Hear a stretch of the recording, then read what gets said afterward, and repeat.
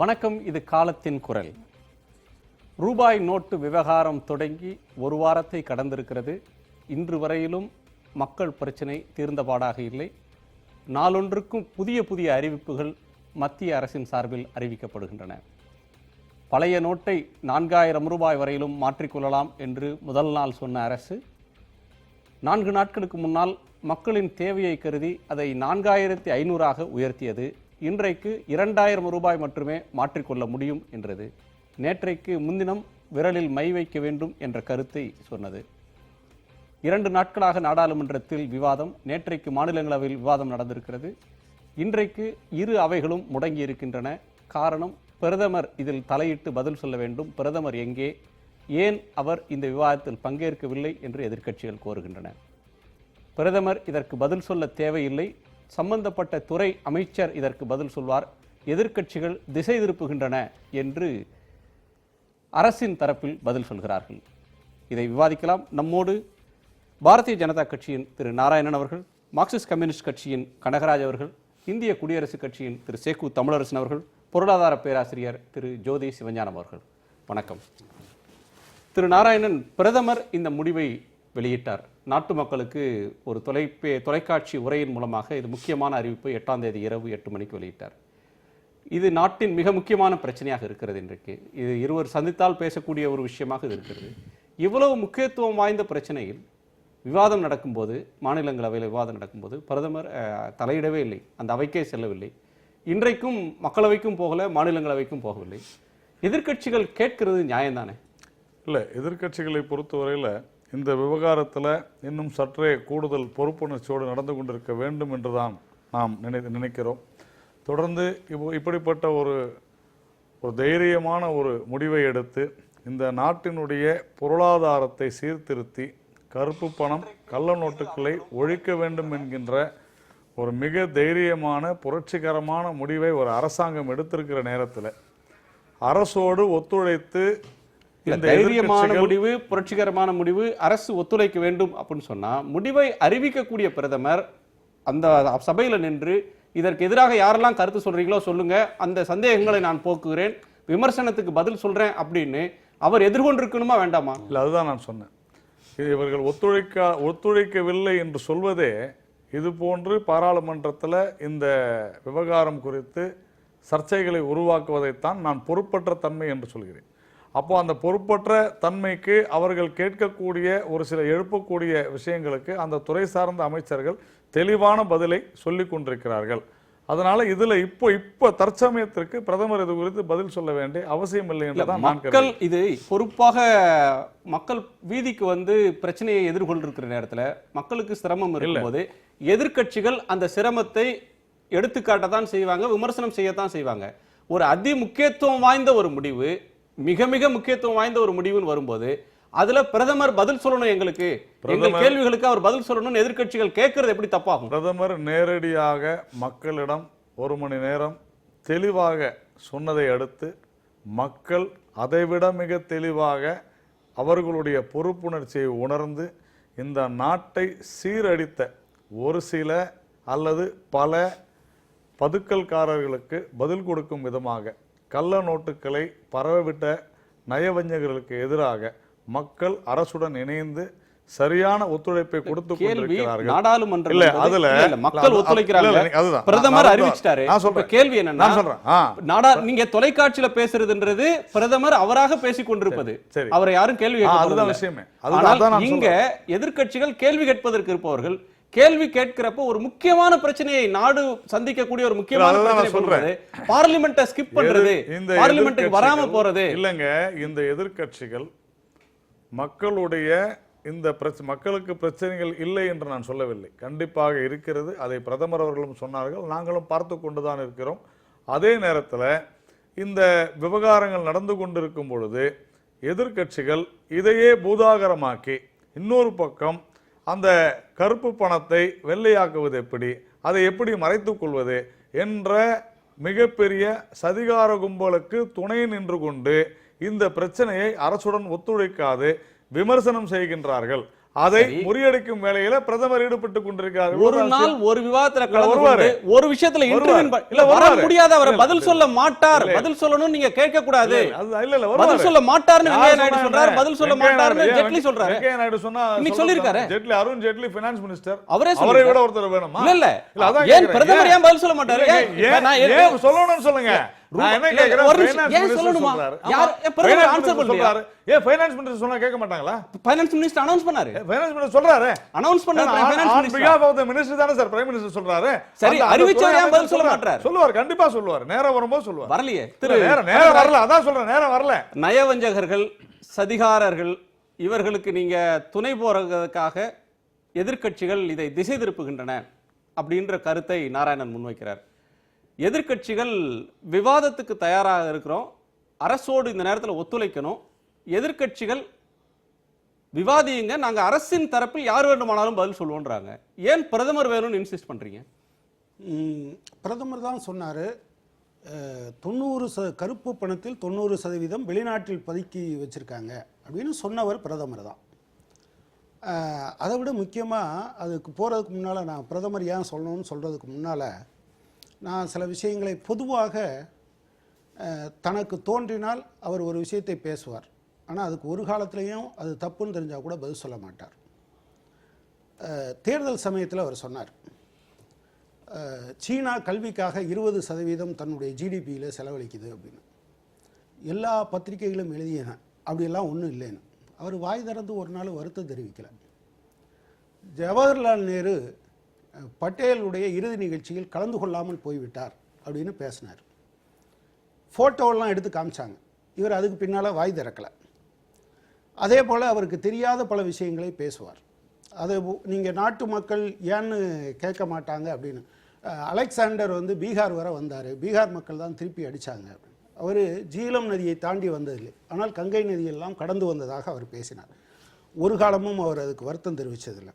தமிழ்நாட்டுக்கு வந்தார், ஒரே ஒரு நிமிஷம் சொல்லிடுறேன். எவ்வளவு ஒன்றல்ல இரண்டல்ல, இந்தியாவினுடைய வரலாற்றில் ஒரு மிக முக்கியமான பொறுப்புக்கு போட்டியிடுகிற ஒரு நபர் ஒவ்வொரு முறையும் தவறை செய்துவிட்டு அல்லது தவறாக சொல்லிவிட்டு அதை பற்றி எந்த கவலையும் இல்லாமல் இருப்பவர். எனவே அவருடைய இயல்பான குணம் அது. உப்பு சத்தியாகிரகத்துக்கு வஉசி இந்த ஊர்லேருந்து தான் போனார்னு தமிழ்நாட்டில் தான் பேசினார்.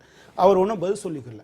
1947 1 ரூபாயும் $1 ஈக்குவலாக இருந்ததுன்னு சொன்னார். அன்னைக்கு டாலர் சீன்லேயே கிடையாது, ஆக்சுவலாக பவுண்டுக்கு ஈக்குவலாக தான், அதுவும் 30 சென்ட் தான் இருந்தது. அவர் பேசினது கிடையாது. சியாமா பிரசாத் முகர்ஜிக்கும் சியாமா கிருஷ்ண வர்மாவுக்கும் விவரம் இல்லாமல் பேசினார். எனவே பிரதமர் இதுவெல்லாம் ஏன் அப்படி இப்போ அவர் சொல்கிறது மாதிரி இதுதான் பிரச்சனை அப்படின்னா, ஃபினான்ஸ் மினிஸ்டர் பேசிட்டு போயிட்டார் நாட்டு மக்கள்கிட்ட. பிறகு இவர் தானே சொன்னார் கொஞ்சம் போல் சிரமம் இருக்கும் தாங்கிக்கங்கன்னு. இவர் சொன்ன கொஞ்சம் போல் இன்னைக்கு வர 47 பேர் செத்து போவதற்கு காரணமாக இருந்திருக்கிறது. இதுவெல்லாம் அவருக்கு ஒரு பெரிய பிரச்சனை கிடையாது என்று அவர் நினைக்கிறார். அவருடைய அஜெண்டாவை பொறுத்தளவு அவர் கடந்த காலத்திலும் சரி, அவருடைய ஒரு மனிதனுடைய இன்றைய நேர்மை என்ன என்பதற்கு கடந்த காலம்தான் உதாரணம். நான் கேட்குறேன், நீங்கள் ஊடகங்களுமே இந்தியா முழுவதும் அரவிந்த் கெஜ்ரிவால் சட்டமன்றத்தில் ஒரு வலுவான குற்றச்சாட்டை சொன்னார். பிரதமர் பதில் சொல்லியிருக்கணுமா இல்லையா? 25 கோடி உங்களுக்கு கொடுத்துருக்காங்க ஆதித்ய பிர்லா குழுமம் என்று சொன்னபோது, இல்லைன்னா வெளியே ஆமாம் இல்லைன்னு சொல்லணும்ல, அது டிபேட் ஆகணும்ல, இன்னைக்கு வரை இல்லை. ஸோ அவர் என்ன நினைக்கிறார்னா, எனக்கு இதை பற்றியெல்லாம் யாரை பற்றியும் கவலை கிடையாது, நான் நினைப்பதை இப்படி செய்து கொண்டு போவேன் என்று சொல்றார். அதாவது கள்ளப்பணத்தை பற்றி சார் சொன்னார். இந்த அரசாங்கத்தினுடைய கட்டுப்பாட்டில் இருக்கக்கூடிய ஸ்டாட்டிஸ்டிக்கல் டிபார்ட்மெண்ட் என்ன சொல்லுது, சர்க்குலேஷனில் இருக்கிற பணத்தில் 0.028%, அதாவது 1468 லட்சம் கோடி புழக்கத்தில் இருக்குது. அதில் 400 கோடி ரூபாய் கள்ளப்பணம் இருக்கலாம் என்று சொல்லியிருக்கு. அதுக்காக இந்தியாவுடைய ஜிடிபி அடுத்து பொத்துன்னு கீழே விழப்போகுது. இந்தியாவில் இருக்கக்கூடிய ஏழை எளிய ஜனங்கள் முழுவதும் எதுவும் செய்ய முடியாத நிலைமைக்கு தள்ளிவிட்டு அது ஒன்றும் பிரச்சனை இல்லைன்னு நினைக்கிறவர் அவர். இல்லை, கேள்வி இன்றைக்கு நாடாளுமன்றத்தில் வந்ததில் இந்த விவாதத்துக்கு நாங்கள் தயார்னு அரசு சொல்கிறது. இதை விவாதிக்கிறதுலேருந்து அஞ்சலை, இதை விவாதிக்கலாம், நீங்கள் வாங்க, ஒத்திவைப்பு தீர்மானம் கொடுத்துருக்கீங்க, விவாதத்தில் நேற்றைக்கே எடுத்துக்கொண்டாங்க. நேற்றைக்கு எதிர்க்கட்சிகள் தரப்புல சீதாராம் யெச்சூரி பேசினார், ஆனந்த் சர்மா பேசினார், ஆளுங்கட்சி தரப்புல பியூஷ் கோயல் பேசினார், இன்னொரு அமைச்சரும் பேசினார். பதில் சொல்றதுக்கு அரசு தரப்புல தயாராக இருக்கும்போது விவாதத்தை முடக்குகிறார்கள் அப்படின்னு அவங்க விவாதிக்காம முடக்குறதுன்றது சரியா? இல்லையா, நேற்று டீட்டெயிலாக விவாதிச்சாங்க. பதில் சொன்னீங்களா நீங்க? தங்கம் இந்த காலத்தில் நீங்கள் இந்த தடை வந்த பிறகு 3 மடங்கு தங்கம் இறக்குமதி கூடியிருக்குன்னு சொன்னாங்க. என்பிஏவை குறைக்கிறேன்னு சொன்னீங்க, நான் பெர்ஃபார்மிங் அசெட் வரா கடன் குறைக்கிறேன்னு சொன்னீங்க. இந்த காலத்தில் 2014 16 வரை 3 மடங்கு அதிகமாகிருக்கு. இதுக்கு என்ன பதில் சொல்கிறீங்கன்னு கேட்குறாங்க. இது எதற்கும் பதில் சொல்ல முடியாமல் அவங்க செல்லலை. இதற்கு பொறுப்பேற்க வேண்டியவர் பிரதமர், அவர் தானே பதில் சொல்லணும். நீங்க முதலமைச்சர் கூட்டம் கூட்டி இங்க இருந்து ஒரு பியூன் அனுப்புனா நீங்க ஏத்துப்பீங்களா? ஒரு எம்எல்ஏவை அனுப்புனா ஏத்துப்பீங்களா? இல்ல, ஒரு கலெக்டிவ் ரெஸ்பான்சிபிலிட்டி இல்லையா? என்ன சார், அமைச்சரவைக்கு ஒரு கலெக்டிவ் ரெஸ்பான்சிபிலிட்டி இருக்கு. நிதி அமைச்சர் இருக்கிறார், அவர் அவையில இருக்கிறார், அவர் பதில் சொல்றாரு. இப்பதானே அவர் சொன்னாரு, வெங்கையா நாயுடு சொன்னா உண்மையான எல்லாம் சரியாயிருமான்னு இப்பதானே கேட்டாரு. சோ வெங்கையா நாயுடு நீங்க இப்ப எடுத்து பாத்தீங்கன்னா தாராளமா நீங்க போன வெங்கையா நாயுடு நீங்க சரி நீங்க எடுத்து பாருங்க. கலெக்டிவ் ரெஸ்பான்சிபிலிட்டின்றது நீங்க ஏற்கலையா? பிரதமர் தான் பதில் சொல்லணும்னு ஸ்பெசிஃபிக்கா கேப்பீங்களா? இல்ல நாட்டினுடைய மிக முக்கியமான பிரச்சனை புரட்சிகரமான திட்டம், இந்தியாவையே மாத்திர ஒரு திட்டத்தின் மீது இந்தியாவில் இருக்கக்கூடிய கடைக்கோடி மனிதன் வரை கடந்த அவர் அறிவித்த தினத்திலிருந்து கியூலேயே நின்றுட்டு இருக்க ஒரு பிரச்சனை குறித்து பேசுவதை விட மிக முக்கியமான பிரச்சனை உங்களுக்கு என்ன இருக்க முடியும்? அதை விட நீங்க என்ன பெரிய முக்கியமான வேலையில் இருக்கீங்க?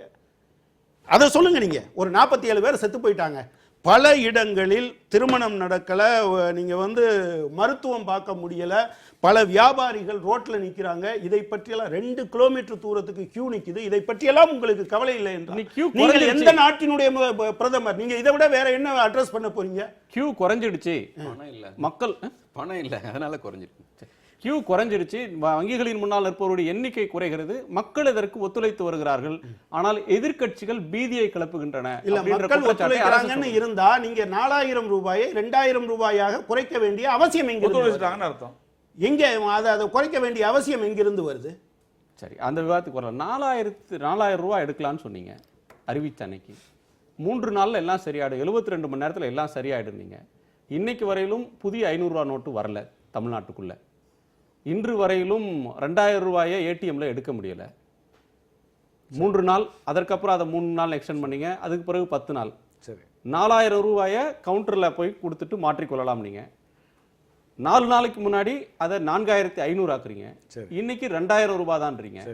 இது ஒரு நாளைக்கு ஒரு அறிவிப்பு, ஒரு நாளைக்கு ஒரு குழப்பம் அப்படின்றது மாதிரி இல்லையா? இது ஒரு நாளைக்கு ஒரு திட்டம் போட்டு, ஒரு நாளைக்கு 1 மணி நேரத்துக்கு ஒரு திட்டம் போட்டு கள்ளப்பணத்தை பதுக்கி வைத்திருப்பவர்கள் ஒரு சில, நான் ஏற்கனவே சொன்னது போல, ஒரு சில அமைப்புகளோடு கைகோர்த்து கொண்டு செயல்படுவதன் காரணத்தினால சாதாரண ஜனங்க ஜென்யூனான ரூபாய் நோட்டை, ஒரு நிமிஷம் என்னோட பாயிண்ட் நீங்க வாங்கிக்கலாம்னு நினைக்கிறேன். ஜென்யூனான ரூபாய் நோட்டை கொண்டு கொடுக்கறதுக்கு 4000 மாற்றிக்கொள்ளலாம் இருந்தது, 4500 உயர்த்தினீங்க. 3 நாள்ல அதை 2000 குறைக்கிறீங்க. அப்ப உங்கள்ட்ட திட்டம் இல்ல, இந்த அரசு திட்டமிடல, அது என்ன டிமாண்ட் வரும்ன்றதை பற்றி கவலை இல்லாமல் இது செய்யறாங்க. சரியான திட்டமிடுதலோடு செஞ்சதுனாலதான் அந்த 4500 இன்னைக்கு 2000 ஆக்கி இருக்கிறாங்க. இன் அதர் வேர்ட்ஸ், அக்கௌண்ட்ல போடுறத எடுக்கிறத அதிகரிச்சிருக்காங்க. இங்க விஷயமே என்னன்னா, 3 நாளைக்கு முன்னாடி எதுக்கு இன்கிரீஸ் பண்ணனும்? நான் முடிச்சேன். 3 நாளைக்கு முன்னாடி ஏன் இன்கிரீஸ் பண்ணனும்? அதுதான் சொல்ல, அதுதான் திட்டம். ஏன்னா மிக தெளிவாக பொதுமக்கள்ல ஒரு சிலரை உபயோகித்துக் கொண்டு ஒரே ஆளு 10 முறை பணம் எடுக்கிறாங்க. சரி, அதுக்கு மை வைக்கிறதுன்னு சொன்னீங்க, மை வைக்க தொடங்கிட்டீங்க, அப்புறம் அதை 2000 குறைக்கிறீங்க. அதுதான் இனிமேல் ரிலாக்ஸ் பண்ணுவாங்க. அதுதான் சொல்றேன், இனிமேல் ரிலாக்ஸ் மை வைக்க தொடங்கி எல்லாரும் போகணுமா வேணாமா? இனிமேல் சாதாரண எல்லாருக்கும் போகத்தான் செய்யும். சாதாரண ஜனங்களுக்கு 2000 ரூபாய் கிடைக்கும். அவர் பணத்தை 2000 எடுத்தனால இந்த கள்ளப்பணத்தை பதுக்கி வைத்தவங்க பொதுமக்களை இந்த 2-3 நாளா அவங்க செஞ்ச பிரச்சனைனாலதான் அதுதான் மை வச்சிட்டீங்களே. அதுதான் மை நாளையில இருந்தா அது இல்ல, ஏற்கனவே வைக்க நாளையில இருந்தா, இன்னைக்குல இருந்து, இன்னைக்கு சாயந்தரத்துல இருந்து அதை செஞ்சிருக்காங்க. சரி, மை வச்சா நீங்க இன்கிரீஸ் பண்ணனும். ஆமா சார், we will ஆனா நீங்க குறைக்கிறீங்க. 4 நாள் கழிச்சு ரிலாக்ஸ் பண்ணுவோம். சரி, சிம்பிள். இது எப்படி 4 நாள் கழிச்சு ரிலாக்ஸ் பண்ணுவோம், 4 நாளைக்கு முன்னாடி ஏத்தணும், இன்னைக்கு குறைச்சோம் அப்படின்றது நீங்க எப்படி பாக்குறீங்க? சாதாரண மக்களை பற்றி கொஞ்சம் கூட கவலைப்படாத ஒரு அரசு தான் தோன்றித்தனமா ஏதோ ஒரு விளம்பரத்துக்காக, நோக்கம் நல்ல நோக்கம், ஆனால் அதை செயல்படுத்துறதுக்காக அவர்கள் செஞ்ச இந்த அறிவிப்பு, தொடர்ந்து அவர்கள் செய்து கொண்டிருக்கிற குளறுபடி இது இருக்க, இது கொஞ்சம் கூட இந்த மண்ணையோ இந்த மண்ணினுடைய மக்களை பற்றியோ எதையுமே புரிஞ்சிக்காம அல்லது திட்டமிட்ட இந்த 2 வகையில் தான் இவருடைய செயல்பாடு இருக்கணும். ஏன்னா ஒரு நாளைக்கு 27 ரூபா இதுதான் வருமான, அதில் வறுமை கோட்டிற்கு நம்ம வச்சிருக்கிற இலக்கணம், பாவர்ட்டி லைன். இது மாதிரி 30 கோடி மக்கள் இந்தியாவில் இருக்காங்க. ஒரு நாளைக்கு 27 ரூபா, 27 ரூபா தான் ஒரு நாளுடைய வருமானம். 30 கோடி மக்கள் இருக்கிற ஒரு நாட்டில் சற்று ஏறக்குறைய மொத்த மக்கள் தொகையில் கால்வாசி மக்கள் தான் பேங்க் அக்கவுண்ட், வங்கி கணக்கே வச்சிருக்கிறாங்க. இப்படிப்பட்ட ஒரு நாட்டில் எதை பற்றியும் கவலைப்படாமல் ஒரு நள்ளிரவில் 1000 செல்லாது, 500 செல்லாது அப்படின்னு சொல்லி ஒரு மாற்று வழியே இல்லாமல் சாதாரண மக்களை, அன்றாடம் காட்சிகளை ஒரு 9 நாளாக படாத பாடுபடுத்துகிற ஒரு அரசாங்கம், ஒரு சர்வாதிகார அரசாங்கத்தில், பிரிட்டிஷ் அரசாங்கத்தில் கூட இப்படிப்பட்ட ஒரு தினந்தனம் 47 பேர் செத்து போனவங்க, தினந்தனம் மணிக்கு மணி செத்து கொண்டிருக்கிற மக்களாக தன்னுடைய மக்களை பார்த்து கொண்டிருக்கிற போது பிரதமர் இதை பற்றி விவாதத்து கூட வரலன்னா அரசு எதற்கு? மக்களுக்கு, மக்கள் நலனுக்கு, மக்களுடைய உரிமைகளுக்கு, அவருடைய வாழ்வுரிமைக்கு. ஆக இந்த அரசுக்கு ஒரு நோக்கம், என்ன நோக்கம்? இதோட தான் பிரதான நோக்கம். இந்த நோக்கத்தை அடிப்படையாக வச்சு தான் உங்களுடைய திட்டங்கள் இருக்கணும். கள்ளப்பணம் இருக்குன்னா அரசு அதுக்கு எந்த நடவடிக்கை மேற்கொள்ளணுமோ அதை எத்தனை சதவீதம் பேர் பணக்காரன், 2% பேர் பன்னாட்டு மூலதனம், இப்படி பெரும் முதலாளி, இப்படி இருக்கலாம். 5% வரையில் இருக்கலாம். ஆனால் 95% பேர் யார்? மத்தியதர வர்க்கமோ அதற்கு கீழே வறுமை கோட்டு கீழே இருக்கிறவங்களோ, ஒவ்வொரு நாளும் தன்னுடைய உழைப்பினால் வாழ்ந்து கொண்டிருக்கிறவர்களோ இவர்கள் தானே. 2% மக்கள், 5% மக்கள் இவர்கள் செய்கிற தரவர்களுக்கு 95% மக்கள் தொல்லையை அனுபவிக்கணுமா? துயரத்தை தாங்கிக்கணுமா? 27 ரூபாய்க்கு கீழே இருக்கிறவங்க ஐயா சொன்னாங்க. 27 ரூபாய்க்கு கீழே இருக்கிறவங்க கண்டிப்பா 500 ரூபாய் நோட்டு, 1000 ரூபாய் நோட்டு மாத்த போறது இல்லை. ஒரு வாதத்துக்காக தான் நான் சொல்றேன். ஐயா, அது மாத்திராங்களே இல்ல. அது நான் சொல்லல. ஆனால் இந்த 500 1000 நீங்க 500 1000 ஒழிச்சிட்டு 2000 ரூபாய் கொடுக்குறங்கிறது அது எவ்வளவு பெரிய சித்தாந்தம் இல்ல. இங்க இஷ்யூவே நீங்க 300 ரூபாய் கொண்டு மறுபடியும் 200 ரூபாய் நோட்டு கொண்டு வாங்க முதல்ல. இல்ல நீங்க அவ்வளவு கவனம் இருந்தா 500 1000 ஒழிச்சிட்டு 200 ரூபாய் நோட்டு கொண்டு வாங்க, 300 ரூபாய் நோட்டு கொண்டு வாங்க. அது புழக்கத்துக்கு வரும். நீங்க 2000 ரூபாய் நோட்டு கொண்டு வரன்றீங்களே, யாரை காப்பாற்ற? இல்ல சேக்கு தமிழரசன் ஐயாவுக்கு ஒரு விஷயம். அதே போல ஒரு அரசு எதற்கு அப்படின்னா, அரசு ஊழல் செய்வதற்காக அல்ல. இந்த நாட்டில் பாஜக அல்லாத மாநில மத்திய அரசுகள் ஊழல் செய்துதான் கள்ளப்பணத்தையும் கருப்பு பணத்தையும் இந்த நாட்டில் உழவு விட்டதன் காரணத்தினால தான் பணவீக்கம் அதிகரித்திருக்கிறது. இன்னைக்கு 10 ரூபாய்க்கு விற்க வேண்டிய பொருள் 25 ரூபாய்க்கு விற்கிறதுக்கு காரணம் பதுக்கலும் கள்ள நோட்டும் தான். அதை ஒழிப்பதற்கு ஐயா ஒரு நிமிஷம் நான் முடிச்சிடுறேங்க.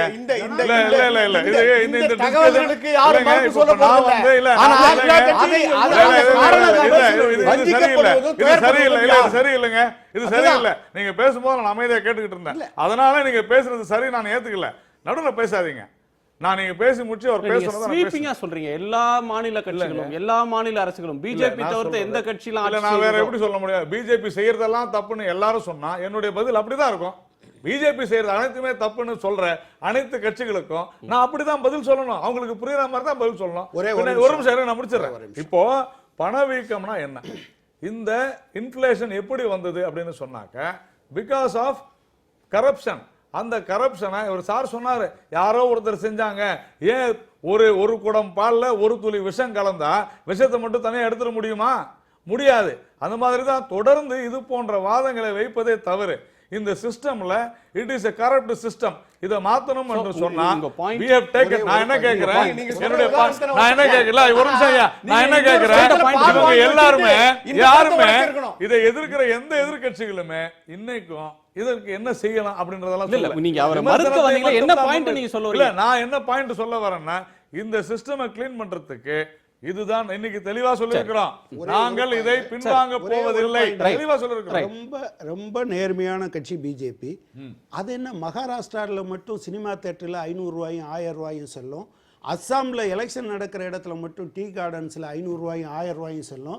அது மேற்கு வங்காளத்தில் செல்லாது. மகாராஷ்டிராவில் சினிமாவுக்கு விற்கிறது மற்ற இடத்துல விற்காது. இதுக்கு பேர் என்னங்க?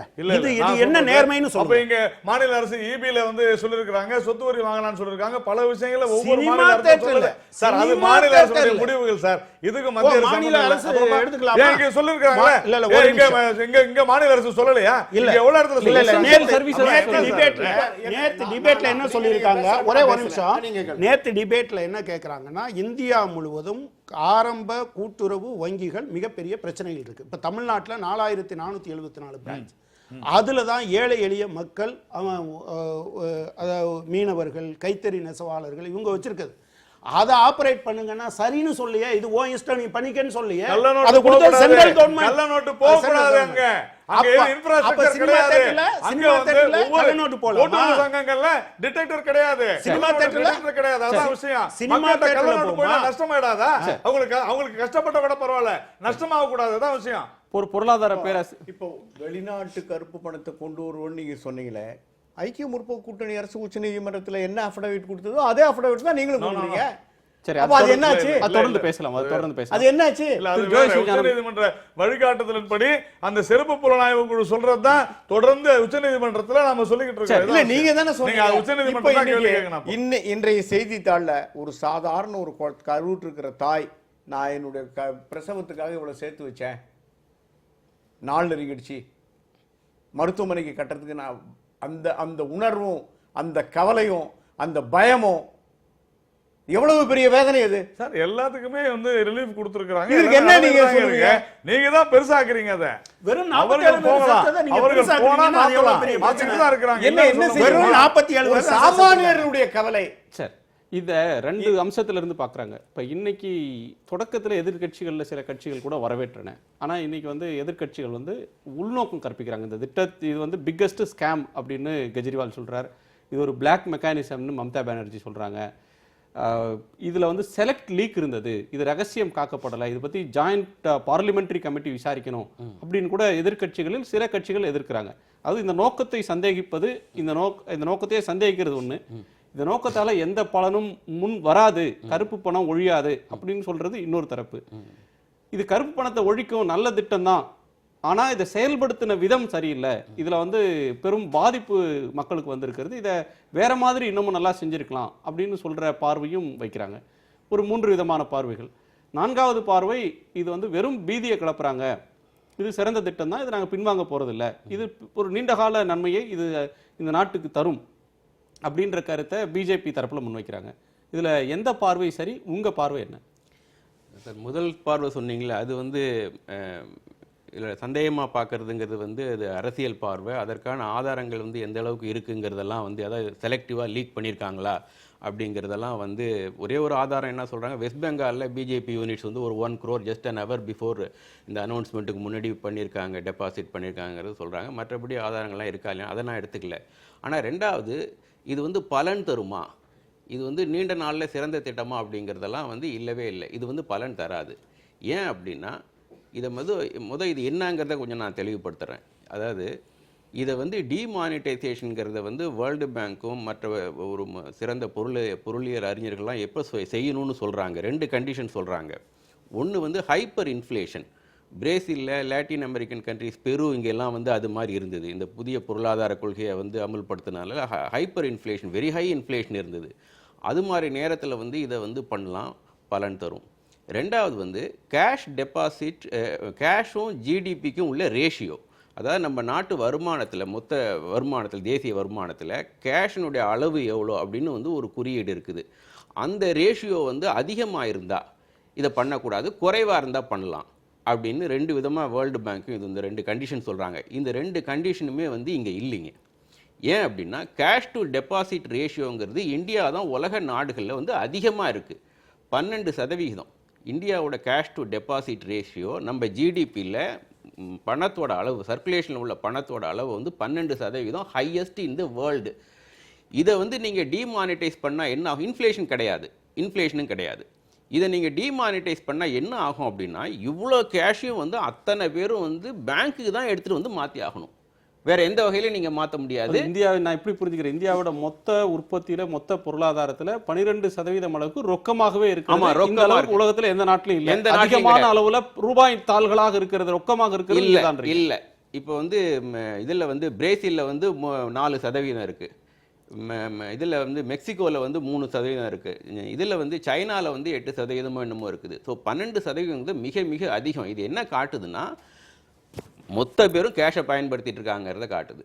ஸோ இவ்வளோ கேஷையும் நீங்கள் வந்து டிமானிட்டைஸ் பண்ணுறதுனா என்ன பண்ணுறீங்கன்னா இதெல்லாம் இன்வேலிடுங்கிறீங்க. அதனுடைய அளவு பார்த்தீங்கன்னா 500 ரூபாய் நோட்டும் இன்வாலிட்னு சொல்லலையே, அவங்க இல்ல மாற்றிக்கொள்றது இல்ல, அதை பழைய நோட்டை கொடுத்துட்டு புது நோட் வாங்கி. அதை தான் சொல்றேன். ஒரு பாயிண்ட்ல நீங்க அதை டிக்ளேர் பண்ணும்போது என்ன ஆகுதுன்னா இது எல்லாத்தையும் வந்து பேங்க்ல கொடுத்து தான் மாற்றணும். இப்போ வந்து நீங்கள் பேங்க்கில் கொடுத்து மாற்றணும்னா பேங்கிங் இங்கே மானிட்டைசேஷன் இந்த எக்கானமியில் பேங்கிங் ஃபெசிலிட்டி அக்கௌண்ட் ஃபெசிலிட்டி எவ்வளோ இருக்குன்னு பாருங்கள். மொத்த இந்தியாவில் வந்து 53% தான் வந்து கணக்கு வங்கி கணக்குங்கிறது இருக்குது. அடுத்தது 60 லட்சம் கிராமம் இருக்குது, எல்லா இடத்துலையும் வங்கிகள் போய் சேரல. அக்கௌண்ட் இந்த 53% அக்கௌண்ட்டில் எல்லா அக்கௌண்ட்டுமே வந்து ஆப்ரேஷனல் கிடையாது. நேம் சேக்குக்கு நிறைய அக்கௌண்ட் ஓப்பன் பண்ணி வச்சுருக்காங்க. இந்த ஜன்தன் அந்த மாதிரி திட்டத்தெல்லாம் இப்போ ரீசெண்டாக இப்போ இந்த திட்டத்துக்கு முன்னாடி வந்து 35% தான் அக்கௌண்ட் இருந்தது. இந்த திட்டத்துக்கு அப்புறம் வந்து 53% ஆயிருக்கு. அக்கௌண்ட் ஓப்பன் பண்ணியாச்சு, அதில் 0 பேலன்ஸ் இருக்கும், ஆப்ரேட் பண்ண மாட்டாங்க, இது மாதிரி இருக்குது. ஸோ ஆப்ரேட் ஆகக்கூடிய அக்கௌண்ட்டு பார்த்தீங்கன்னா இல்லை யூஸ் ஆகாத அக்கௌண்ட்னு பார்த்தீங்கன்னா 75%, இந்த 53% அக்கௌண்ட் ஹோல்டர்ஸில் 75% யூஸ் பண்ணப்படாத டார்மெண்ட் அக்கௌண்ட்டு. ஸோ மொத்த இந்தியாவில் 4ல் ஒருத்தருக்கு தான் வந்து அக்கௌண்ட் இருக்குது. நீங்கள் இவ்வளோ பணத்தையும், அதாவது பணம் எவ்வளோன்னா இன் டேர்ம்ஸ் ஆஃப் நம்பர்ஸ் வந்து 22 பில்லியன் நோட்ஸு, 500 ரூபாய் தாளும் 1000 ரூபாய் தாளும் சேர்ந்து 22 பில்லியன் நோட்டு. வேல்யூவில் பார்த்தீங்கன்னா 86% கரன்சி. இதை மொத்த மக்களும் இதை பேங்க்குக்கு எடுத்துகிட்டு போய் மாற்றணும். இப்போ பேங்க்கில் ரெடியாக இருந்தால் இதை மாற்றிக்கலாம். ஆனால் பேங்க்கில் இந்த கரன்சி இன்னும் பிரிண்ட் பண்ணப்படல. இந்த 500 ரூபாய் தாளும் 1000 ரூபாய் தாளும் இந்த அளவுக்கு ட்ரான்ஸ்ஃபர் பண்ணக்கூடிய அளவுக்கு பிரிண்ட் பண்ணல. அதில் வந்து அவங்க ப்ரிப்பேர்டாகவே இல்லை. ஸோ பிரிண்ட் பண்ண முடியாதனால தான் இப்போ வந்து இங்கு வைக்க சொல்கிறதுக்கு எதுக்கு சொல்கிறாங்க அப்படின்னா அவங்கள்ட்ட அந்த சீலிங்கை குறைக்கிறதுலாம் எதுக்குன்னா சஃபிஷியன்ட் அமௌண்ட் கேஷ் இல்லை. அதனால் இதை வந்து எடுத்துகிட்டு போய் பேங்க்கு குறைவாக இருக்குது, அக்கௌண்ட்டு குறைவாக இருக்குது. இந்த சூழலில் அதுவும் எஃபிஷியண்ட்டாக எல்லாத்துக்கும் பண்ண போகிறது இல்லை. பேங்க் தரப்புல பேசுகிற பொருளாதார விவகாரத்துறையினுடைய செயலாளர் சக்திகாந்த தாஸ், பணம் வந்து போதுமான அளவுக்கு இருக்குது, இது வந்து நீங்கள் அதை பற்றி பதட்டப்பட தேவையில்லை, பணம் போதுமான அளவுக்கு இருக்குன்னு சொல்கிறாங்களே. ஒரு அதிகார வர்க்கம் அல்லது அதிகாரத்தின் முக்கியமான பொறுப்பில் இருக்கிறவங்க எப்படி தப்பாக சொல்லுவாங்க? எதுக்கு 2000 தான் எடுக்கலாங்கிறீங்க? இருக்குன்னா நீங்கள் எதுக்கு 2000 சீலிங் வைக்கிறீங்க? எதுக்கு திரும்ப வரக்கூடாது இங்கு வைக்கிறீங்க? இட் இஸ் மை மணி.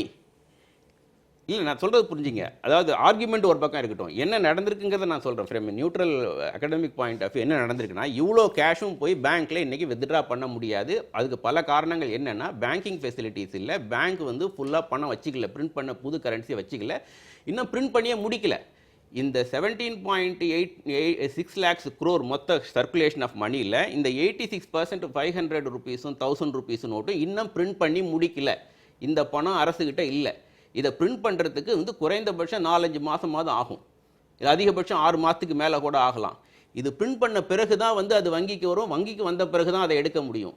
அதனால் இவ்வளோ கேஷையும் போய் வந்து ட்ரான்ஸ்ஃபர் பண்ண முடியாது. இதனால தான் சொன்னாங்க இதை வந்து இது மாதிரி எக்கானமியில் பண்ணக்கூடாது. கேஷ் அதிகமாக சர்க்குலேட் ஆகக்கூடிய எக்கானமியில் ஜிடிபியில் இதை வந்து பண்ணவே கூடாது, டிமானிட்டைசேஷன் பண்ணக்கூடாது. அடுத்தது பண்ண வேண்டிய அவசியம் வந்து ஹைப்பர் இன்ஃப்ளேஷன் இருந்தால் பண்ணலாம், அதுவும் இங்கே கிடையாது. இப்போ இது என்ன நடந்திருக்கு அப்படின்னு டிஸ்கிரைப் பண்ணுறாங்கன்னா இது சர்ஜிக்கல் ஸ்ட்ரைக்குன்னு சொன்னாங்க. இது சர்ஜிக்கல் ஸ்ட்ரைக் இல்லை, கார்பெட் பாம்பிங்கிறாங்க. வியட்நாமில் போட்டாங்க கார்பெட் பாம்பிங். எதுக்கு போட்டாங்க அப்படின்னா அமெரிக்கா போட்டுது. எதற்காகனா சிவிலியன்ஸுக்கும் ஆர்ம்டு பீப்புளுக்கும் வந்து டிஃப்ரென்ஸ் தெரியாதனால மொத்த ஏரியாவும் பாம்பு பண்ணாங்க. அது மாதிரி இது நடந்திருக்கு அப்படின்னு டிஸ்கிரைப் பண்ணுறாங்க. அதுதான் கரெக்டான description. The disaster has happened. அதை கரெக்ட் பண்ணுறதுக்கு 1 by 1 வந்து மாடிஃபிகேஷன் பண்ணிகிட்டே போகிறாங்க. என்ன பண்ணுறதுன்னு தெரியல. இதுதான் நடந்திருக்குது. இது அத்தனை பேரையும் பாதிக்கும். என்னுடைய பணம் சார் என் அக்கௌண்ட்டில் இருக்குது, அதை நான் எடுக்கிறதுக்கு என்ன சீலிங்? 2000 தான் எடுக்கலாங்கிறது என்ன சீலிங்? அடுத்தது லீகல் டெண்டர்னா லீகலாக என்ன பொசிஷன் இருக்க முடியும்? ஒன்று இது செல்லும், இல்லை செல்லாது. செல்லாதுன்னு அனௌன்ஸ் பண்ணிட்டீங்கன்னா இந்த இடத்துல செல்லும், இது வெளியே வந்தால் செல்லாதுன்னா என்னது? சரி, ஹாஸ்பிட்டலில் செல்லும். இல்லை, ஒரு எமர்ஜென்சிக்கு ஒரு இடைவேளைக்கு பிறகு உங்கள் பதில் சொல்லலாம். ஒரு இடைவேளைக்கு பிறகு காலத்தின் குரல் தொடரும்.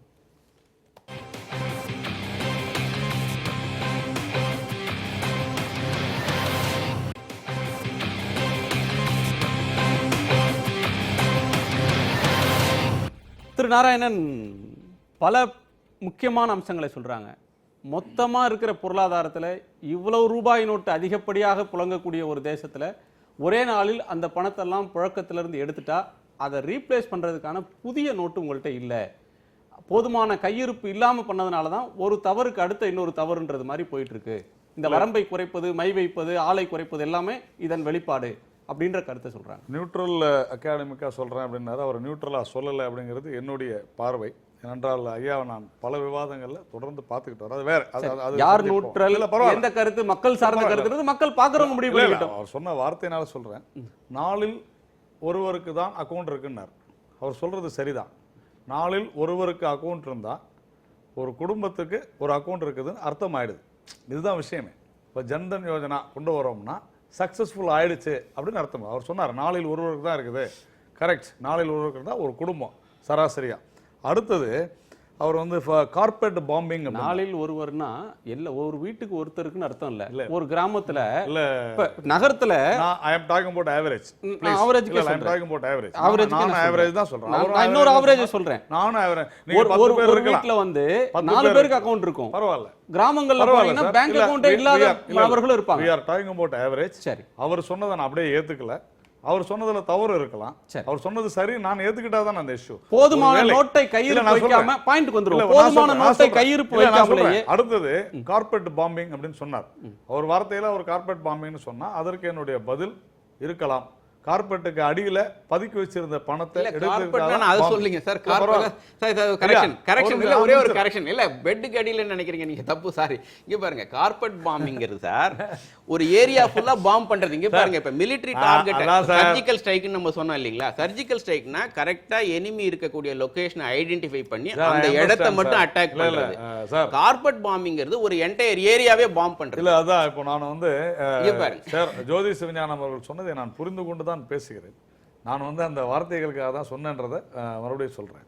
இதுல பணம் இல்ல அப்படிங்கிறது, பணம் இல்லைன்றது தெரியும்.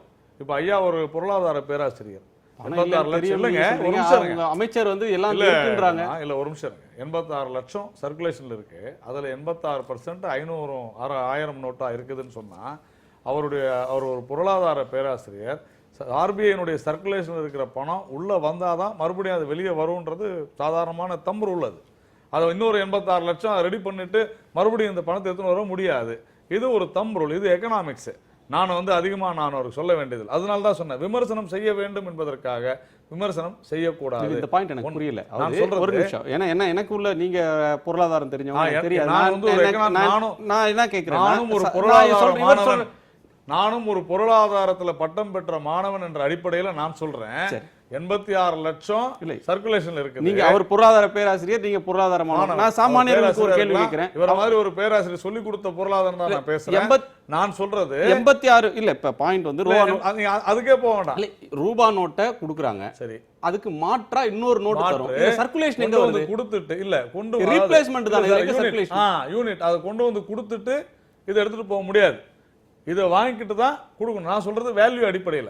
இங்க இதை வாங்கிக்கிட்டு தான் அதை கொடுக்கணும். அதனால தான் இன்னைக்கு ஒரு பேங்க்லையும் டெபாசிட் பண்ற அத்தனை பணமுமே ஆன்லைன்ல it goes directly to RBI. இந்த பிரான்ச்ல இவ்வளவு 500 ரூபாய் 1000 ரூபாய் நோட்டு வாங்கியிருக்குதுன்னு ஆன்லைன்ல போகுது. டைரக்டா இன்கம் டாக்ஸுக்கும் போகுது. இதுல யாரும் மாற்று கருத்து கிடையாது. எல்லாமே ஐபி லிங்க்டு. ஏன் சொல்ல வரேன்னா திட்டமிட்ட ரீதியில தான் எல்லாமே நடக்குது. இதுல ஒரு ஸ்ட்ரைட் பாயிண்ட் வந்து மக்கள் வங்கியில கொண்டு வந்து என் ரூபா நோட்டை கொடுக்குறேன்னு கொண்டு வந்தால் இந்த மை வைக்கிறதோ அல்லது ரூபாய் நோட்டு அளவை 4500, ஒரு நிமிஷம், 4500 2000 குறைச்சது.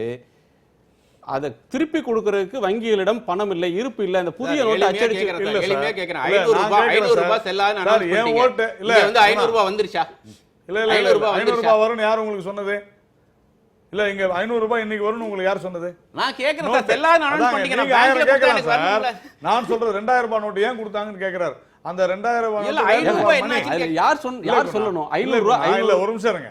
2000 ரூபாய் நோட்டு ஏன் கொடுத்தீங்கன்னு கேக்குறாரு. 500 ரூபாய் ஏன் வரலன்னு கேக்குறேன் நான். 500 ரூபாய் இன்வாலிட்னு டிக்ளேர் பண்ணிட்டீங்க. வரும் சார், வரும். ஏன் வராது? வரும், கண்டிப்பா வரும். 500 ரூபாய் வந்தா என்ன ஆயிருக்கும்? இந்த 500 ரூபாயும் 1000 ரூபாயும் இல்ல ஒரு நிமிஷம், இந்த 500 ரூபாயும் 1000 ரூபாயும் வாங்கிக்கிட்டு திருப்பி என்ன பண்ணுவாங்க, மறுநாள் அந்த 500 ரூபாய் 1000 ரூபாய் புது நோட்டு வாங்கிக்கிட்டு மறுபடியும் கள்ள நோட்டு, அந்த ஏற்கனவே செல்லாததா அறிவிக்கப்பட்ட அந்த நோட்டை போடுவாங்க. போட்டுட்டு அதாவது ஒரு 1000 ரூபாய் டிராப் பண்றாங்கன்னு வச்சுங்க, 500 ரூபாய் டிராப் பண்றாங்க. இந்த பக்கம் புது நோட்டை டிராப் பண்ணுவாங்க, பேங்க்ல அக்கௌண்ட்ல போட்டுட்டு திருப்பி டிராப் பண்றாங்க. இது தொடர்ந்து ஒரு ரொட்டேஷன் நடக்கும். இல்ல சார், இல்ல இதுல இது வந்து சரியில்லை இல்லங்க. இப்ப நடக்கலையா? அதுதான் நான் சொல்றேன், நடக்கலையா? இன்னைக்கு 20% 10% 30% பேசலையா சார்? சிம்பிளா சொல்றேன் கேளுங்க, ரொம்ப எல்லாருக்கும் புரியுற மாதிரி சொல்றேன். ஒரு ஒயின் ஷாப் வாசல்ல, இன்னைக்கு டாஸ்மாக் வாசல்ல ஒரு பெண்மணி நின்று கொண்டு 500 ரூபாய் கொடுத்தா 400 ரூபாய் கொடுக்குறாங்க.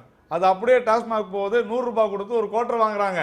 நாலு பாட்டில் வாங்கின பிறகு மறுபடியும் இல்ல சார், கருப்பு பணம் இல்லங்க அங்கதான். அதனாலதான் செக் வைக்கிறோம் நாம். நீங்க கேட்டீங்கல்ல, நம்புறோம்னு. நான் என்ன கேட்கிறேன், நான் ஏன் ஓட்டு போடும்போது எனக்கு மை வைக்கணும் சார்? நான் கேட்கிறேன் சார், என் ஓட்டை நான் போடும்போது எனக்கு ஏன் சார் மை வைக்கணும்? கேவலப்படுத்துறது அப்படி கிடையாது. மக்கள் ஏற்றுக்கொள்கிறார்கள், ஆனால் எதிர்க்கட்சிகள் கிளப்பி விடுகிறார்கள். இல்ல ஓட்டு போடுறது ஒரு உரிமை.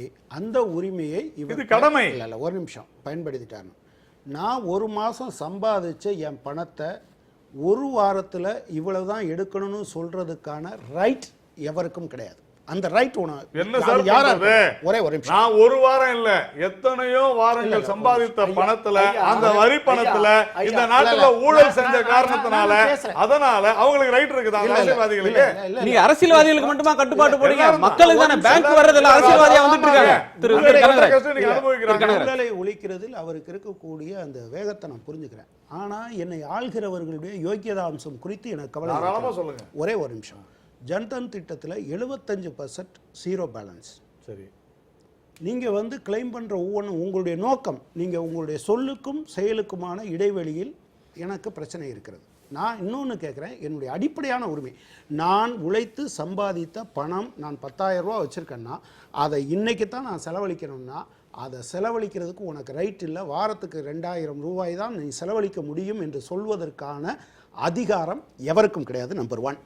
கடந்த காலத்தில் இதே பிஜேபி, இதே நரேந்திர மோடி அவருடைய எலெக்ஷன் மேனிஃபெஸ்டோவில் பிடிஎஸ் யூனிவர்சல்னு சொன்னார். இன்னைக்கு டார்கெட்டட் பிடிஎஸை அமுல்படுத்தலை அப்படின்னு சொல்லி தமிழ்நாடு அரசாங்கத்துக்கு நெருக்கடி கொடுத்தாங்க. என்பிஏவை குறைப்பாங்க 3 மடங்காக. ஒரே ஒரு நிமிஷம்,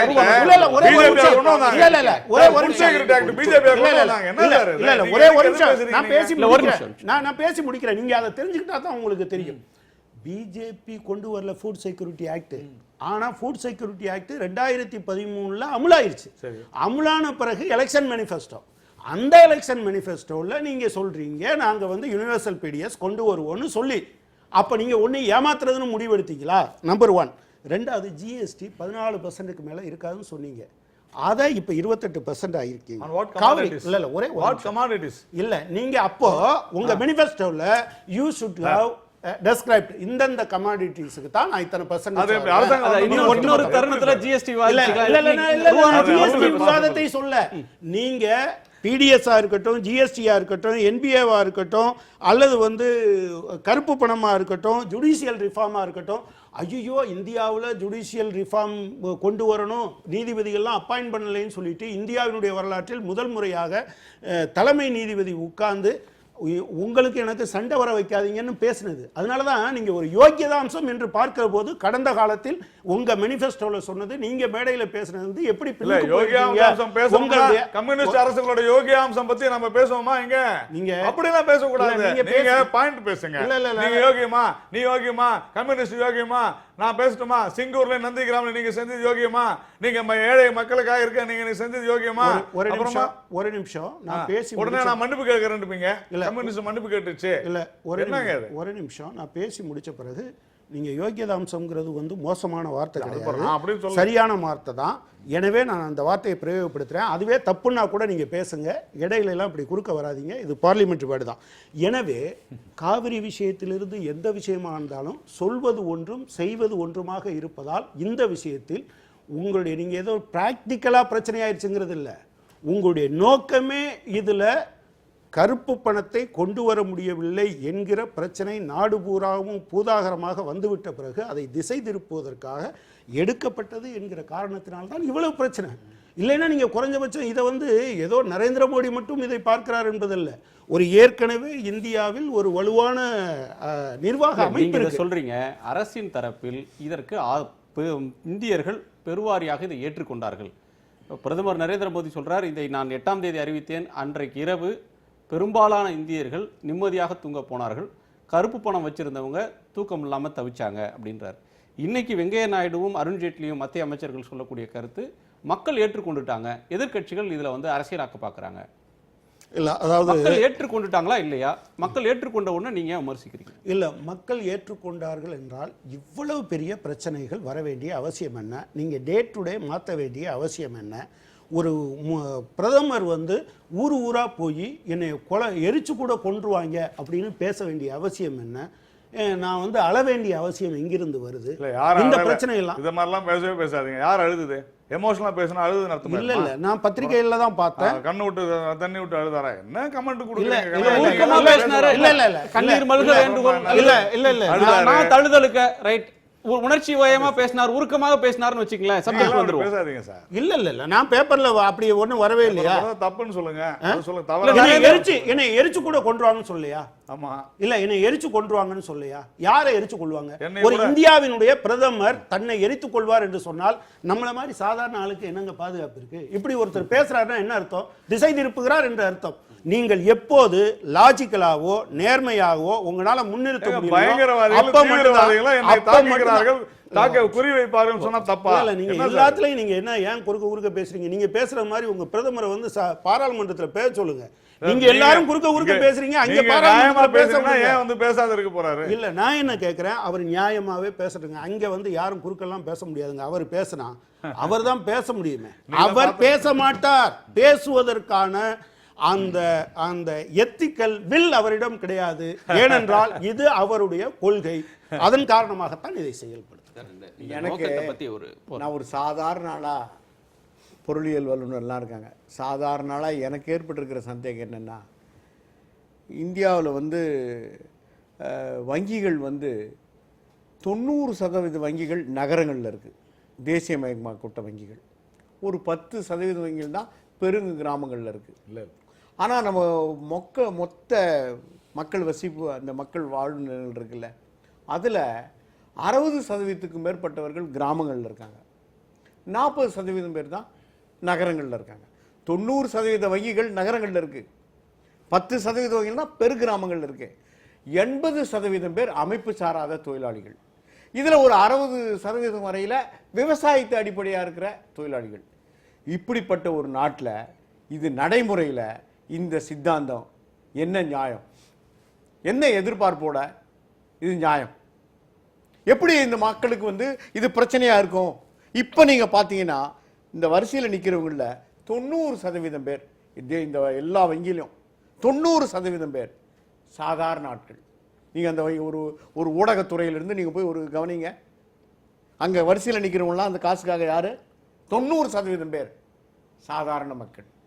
ஒரு சாதாரண கூலி வேலை செய்கிறவங்க, ஏதோ ஒரு தொழிற்சாலையில் வேலை செய்கிறவங்க, இதை போல. ஆக யார் இதனால பாதிக்கப்பட்டிருக்கிறார்கள்? யார் இதனால தினம் அவதிப்படுகிறவர்கள்? இது என்னுடைய புள்ளி விவரம். ஏதோ அவருக்கு பொருளியல் வல்லுநர் இருக்காரு. என்ன நியாயம்? இது எல்லாம் கொஞ்சம் கூட சிந்திக்காம இல்ல, ஒரு நாட்டில் இது ஒரு மாற்று திட்டம் இருக்கணும். இல்ல, அதைத்தான் உங்க நோக்கம் உயரிய நோக்கமா இருக்கலாம், நல்ல நோக்கமா இருக்கலாம். நீங்க பலதையும் விட்டுட்டு இதை நீங்க எடுத்துக்கலாம், முன்னுரிமை, நாங்க இதுக்கு தான் முன்னுரிமை. ஆனா இது இத்தனை பேரை கசக்கி பிழிந்து வாட்டி வதைத்து அவதிப்பட வைத்து அல்லலுற வைத்து துயருற வைத்து இந்திய பொருளாதாரத்தை அப்படியே முடக்கி போட்டு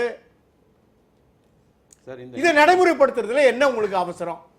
என்ன அதுல நீங்க பெரும் பலன் அடைய போறீங்க? நான் சொல்றேன். சாமானிய மனிதர்கள் இன்னைக்கு நான் ஏற்கனவே சொன்னது போல ஒவ்வொரு பொருளுமே 100%, 200% அதிகமாக விற்கப்படுகின்றது. அதாவது பணத்தினுடைய மதிப்பு குறைந்து போய் கொண்டிருக்கிறது. இதுதான் பண வீக்கம். அப்போ நில மதிப்புன்னு பார்த்தீங்கன்னா இந்த நடவடிக்கையின் மூலமாக நில மதிப்பு குறையும். கண்டிப்பா 6 மாசம் இல்ல 7 மாசத்துக்குள்ள இது ஒரு பெரிய புரட்சி நடக்கும். இல்ல, இது வாங்குறவங்க நடக்கலன்னா கையில காசு இருக்குமா? நில மதிப்பு அதான், இது குறையும். வந்து நம்ம கிண்டலா நிறைய பேசலாம். ஆனா இப்போ எல்லாமே கிண்டலா பேச பேசல, இல்ல serious-ஆ சார், கேக்குறேன். நான் serious-ஆ இல்ல கேக்குறேன். சார், உங்களை மட்டும் இல்ல, ஜெனரலாவே இத வந்து இப்படிதான் பேசுறாங்க. இந்த வார்த்தையை சொல்லும் போது நான் சொல்றேன், இதே அரங்கத்துல நாம 6 மாதம் கழித்து பேசும் பொழுது ஒரு மிகப்பெரிய புரட்சி நடந்திருப்பது உண்மைதான் அப்படின்னு ஒத்துப்பாங்க. நான் மறுபடியும் சொல்றேன், இன்னைக்கு சில விஷயங்கள் நடக்கிறது என்று சொன்னால் கருப்பு பணம் நேற்று வந்து காலேஜஸ், ட்ரஸ்ட், ஸ்கூல்ஸ் இவங்க இந்த 1000-500 ரூபாய் நோட்டு இனிமேல் டெபாசிட் பண்ண முடியாது சொல்லியிருக்கிறோம். ஒரு நாளும் தினம் ஒரு விதமான விஷயங்களை கொண்டு வந்து இந்த கருப்பு கள்ள பணத்தை நாம தடுத்து நிறுத்தணும். ஒண்ணு முக்கியமான விஷயம் எல்லாருமே மறந்துடுறாங்க. இல்ல, எனக்கு என்ன கேள்வி வருதுன்னா, நடைமுறைப்படுத்துறதுல உள்ள சிரமங்களை சொல்றாங்க, சாதாரண மக்கள் பாதிக்கிறாங்க. இப்போ இன்னைக்கு என்ன சொல்றீங்க, திருமணம் வைத்திருக்கக்கூடியவங்க 2,50,000 வரலையும் எடுத்துக்கலான்றீங்க. அவங்க போட்ட பணத்தை அவர்கள் எடுப்பதற்கு கட்டுப்பாடு. சரி, அது வந்து ஃபண்டமெண்டல் ரைட்ஸ் வயலேஷனா அல்லது தேச நன்மைக்காக அது சிறு சிரமத்தை ஏற்றுக்கொள்ளணும்ன்றது மாதிரி அதை எடுத்துக்கிறதான்னு இருக்கட்டும். சரி. இப்போ நீங்க 10 மாதம் முன்பே திட்டமிட்டு நாங்க நடத்தினோம்னா பயிர்க்கடன் தர்றது, வியாபாரிக்கான கடன் அல்லது கல்யாண செலவு. இப்போ இந்த 8ஆம் தேதி அறிவிச்சிங்க, 8ஆம் தேதி இன்னைக்கு 18, 17 இடைப்பட்ட நாள்ல திருமணம் வைத்துக் கொண்டவங்க அல்லல் பட்டவங்களுடைய கஷ்டத்துக்கு யார் பொறுப்பு? இல்ல, அதுதான் இதுல ஒரு சில கஷ்டங்கள் வரும் என்று சொன்னோம், ஆனால் நஷ்டம் கிடையாது. இதை ஏன் முன்ன நீங்க யோசிக்கல? இல்ல, 10 மாசமா யோசிச்சு செயல்படுத்துறவங்க யாருமே கஷ்டம் இல்லைன்னு யாருமே சொல்ல. நாராயணன், இதுல வந்து நாராயணன் நீங்க வந்து இதுல ஒவ்வொரு நாளும் ஒரு அறிவிப்பு திட்டமிட்டு செய்தோம்னு சொன்னா ஏன் இதெல்லாம் நீங்க முன்கூட்டி திட்டமிடல? இந்த அரசினுடைய நடவடிக்கைக்கு எதிராக திட்டமிட்ட ரீதியில கருப்பு பணத்தை பதுக்குவதற்கும் கருப்பு பணத்தை வெள்ளையாக மாற்றுவதற்கும் அந்த கள்ள நோட்டுகளை புழக்கத்தில் விடுவதற்கும் திட்டமிட்டு கொண்டிருப்பவர்களுக்கு எதிராக அரசு சில திட்டங்களை செயல்படுத்தத்தான் செய்யும். அதை எதிர்க்கட்சிகள் அரசோடு ஒத்துழைக்க வேண்டும். கள்ள நோட்டு விடுறவங்களுக்காகவா சக்திகாந்த தாஸ் டெய்லி இந்த இதை கொடுக்கறாரு? கள்ள நோட்டு கருப்பு பணம், நீங்க இதுதான் ப்ராப்ளம். எல்லாம் சரியாகும். இல்ல சார், ஒரு நிமிஷம். ஒரு 400 கோடி இல்ல ஐயா, ஒரு நிமிஷம். கள்ள நோட்டு 400 கோடி சொல்றாங்க. இல்ல நான் ஒரு நிமிஷம். இல்ல 400 கோடி கான்செப்ட் தப்பு. இல்ல ஒரு நிமிஷம், 400 கோடி கான்செப்டே தப்பு. 2007 2008ல 1,95,811 கள்ள நோட்டு. நான் சொல்றது யூனிட் தான். ஒரு நிமிஷம் சார்.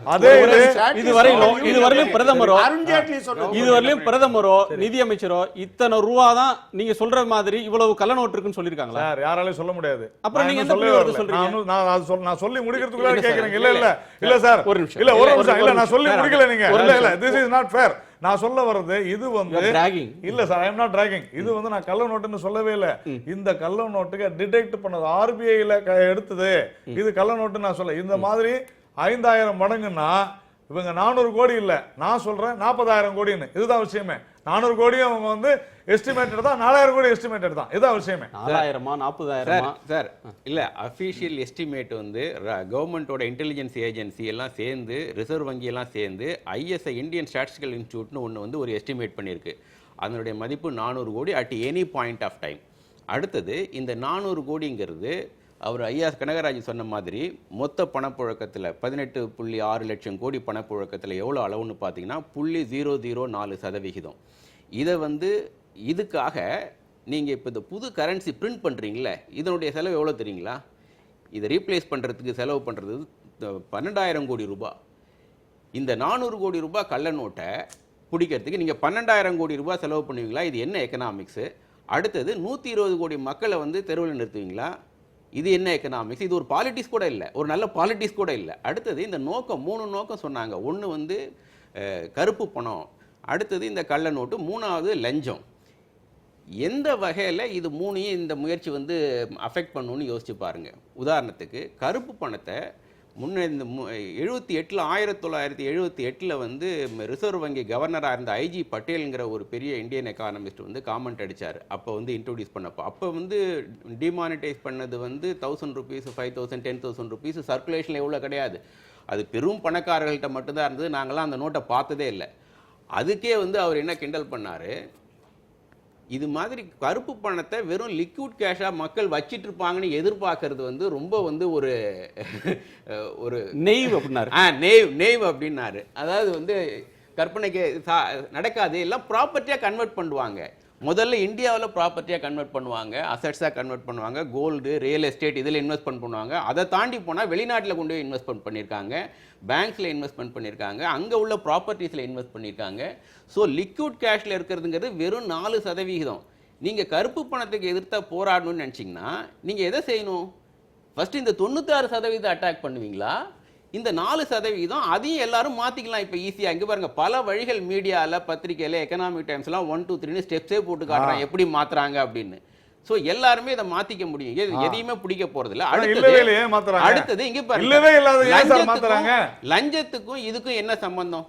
லஞ்சத்துக்கும் இந்த ஜனங்க கியூவில் நின்று இதை பார்த்துட்டு கஷ்டப்படுறதுக்கு என்ன சம்மந்தம் சொல்லுங்கள்? லஞ்சம் எங்கே ஆரிஜினேட் ஆகுது? அதிகபட்சமாக ஆரிஜினேட் ஆகிறது வந்து அரசியல்லையும் தொழில்துறை பெரிய கார்ப்பரேட் நிறுவனங்கள் தான் லஞ்சம் ஆரிஜினேட் ஆகும். அதை விட்டுட்டு இங்கே நிற்கிறவங்களுக்கு மை வச்சா அவங்க கருப்பு பணம் லஞ்சம் குறைஞ்சிருமா? ஒரு விஷயம் சார், இல்லாத கருப்பு பணத்தை ஏன் சார் மாற்றணும்? அவர் சொன்னார், இன்னும் ஒரு 6 மாதம் கழித்து பாருங்கள் இது எப்படியெல்லாம் இருக்குன்னு. நானும் இவருமே பல டிபேட்டில் கலந்துருக்கோம். நான் ஒரு மாலை வாங்கி வச்சுருக்கேன். சர்வதேச சந்தையில் அதாவது பெட்ரோலிய பொருட்களுடைய விலையை டீகண்ட்ரோல் பண்ணுறாங்க.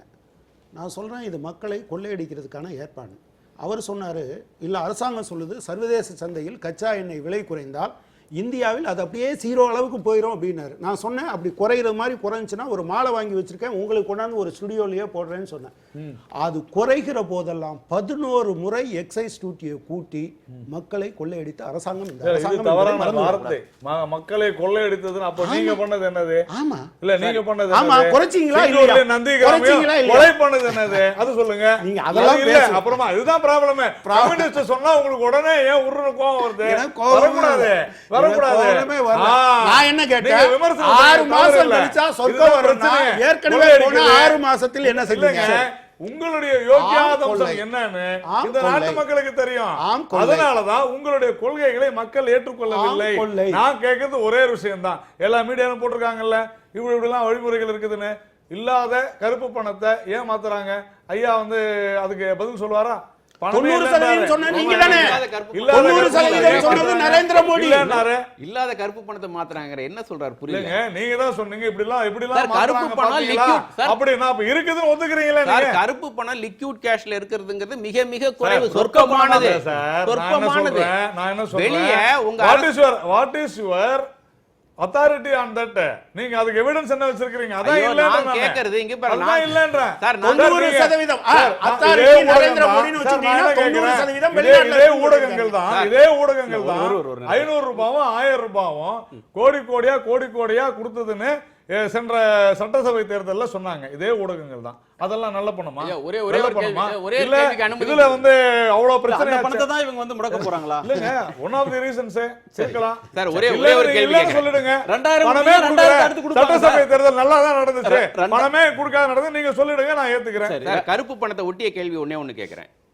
இந்த 96% சொத்துக்களா உள்நாட்டிலையும் வெளிநாட்டிலையும் இருக்கு. அதெல்லாம் விட்டுட்டு நீங்க இந்த 4% எய்ம் பண்றீங்க. இங்க பாருங்க, இப்போ ஒரு வீட்டுக்குள்ள ஒரு கொசு இருக்குன்னா அந்த கொசுவை வந்து அடிக்கிறதுக்கு வீட்டையே கொளுத்தி விடுற மாதிரி தான் இன்னைக்கு பண்ணியிருக்காங்க. இங்க பாருங்க, இந்த வெளிநாட்டில் உள்ள கருப்பு பணம் அதிகமாக இருக்குங்கிறத பற்றி சொல்லும்போது இந்த அரசு வந்து ஒரு வாக்குறுதி கொடுத்தாங்க. நாங்கள் ஆட்சிக்கு வந்தோம்னா அங்கே இருக்கிற வெளிநாட்டில் உள்ள பணத்தை மொத்தத்தையும் வந்து கொண்டு வந்துருவோம், அடுத்தது உங்க அக்கவுண்ட்லாம் இது பணம்லாம் போடுவோம் அப்படின்னு. அக்கவுண்ட்ல கூட போடல. ஒரு உள்ள கொண்டு வந்தாங்கங்கற ஒண்ணு. எப்ப சொன்னாங்க? இல்ல அடுத்து நீங்க அரசியல் கட்சி மாதிரி பேச கூடாது.